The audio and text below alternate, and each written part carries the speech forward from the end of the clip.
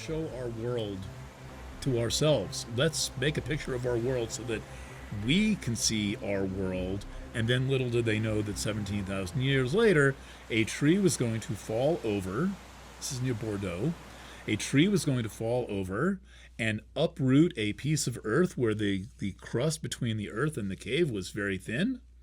And then one day, a dog named Robot, I kid you not, a dog named Robot found the opening.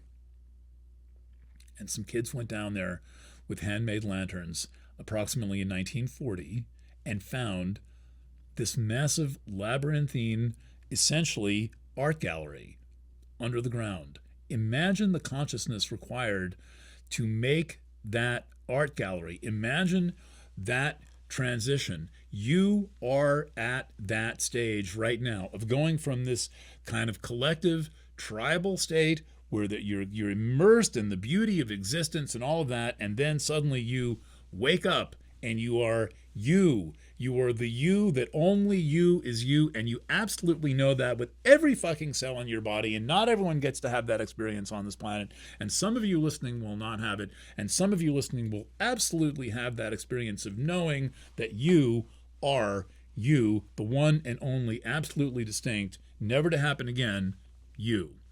And we see that in this somewhat shocking burst of awakening, the awakening aspect taking place in Aries, the Chiron conjunction to Eris. Another example of the tribal morass, of the tribal chaotic morass of Eris. And the focused, the hotly focused individual internal awareness, the focusing power of Chiron, saying, look at what's been going on. Look at what's been done to us. Look at what's been done to me. Look, you start to account for what's been taken away from you. You would cry, but you may realize, okay, it's been taken away. At least I'm left with the awareness that something's been lost, something's been taken away, something about me is not the same as it was. But I remember that there's a possibility that I can emerge into some new form of uniqueness and distinction. I'm speaking for you and for me. You can be who you are. And it's not about them. It's about you. And it can't, if you want it to be about them a little, medium, or a lot, it can't be about them until it's about you first. You have to come from your center point, and you have to be in your being for you before you can be real for anyone else. This is not a fake it till you make it thing. This is about turning your awareness inwardly. And the sixth is distinctly about the healing process. The sixth is about the healing process, and Chiron is about the healing process, but Chiron always ignites a process of healing through the raising of awareness, and then responding to what you learn through the raising of awareness, and then going back into the discovery process, and then using what you've learned and what you've discovered. This is the best wake up call in history. So let's see. Continuing in a second. I'm trying to take notes as I go on this to help my producer get the previews right. Okay. Last call. Let's talk about the axis of Leo, your 10th place, and Aquarius, your 4th place. So one of the challenges for a Scorpio is that there really is no sign, with the possible exception of Capricorn, that is so heavily invested not only in family, but in what those people think.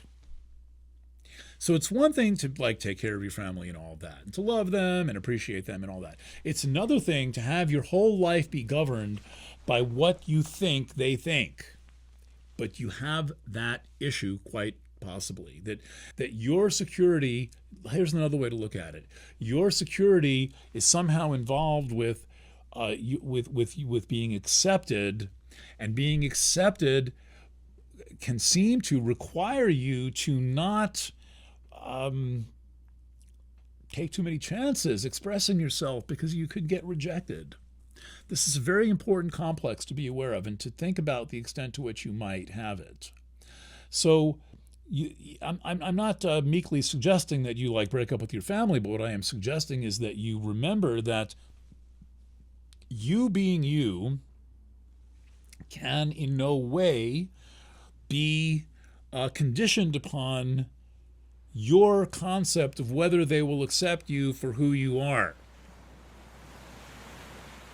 Did that come across? It's not up to them. Who you are is up to you. But if you delegate that to this group of the family, you will just basically kind of jip yourself out of your best growth opportunities. Now, fortunately, there's help on the way. And the help on the way is in the form of Pluto having now entered Aquarius Tuesday. So it was dancing around over your solar fourth house cusp line between Capricorn and Aquarius for a long time, between March of 23 and November of 24.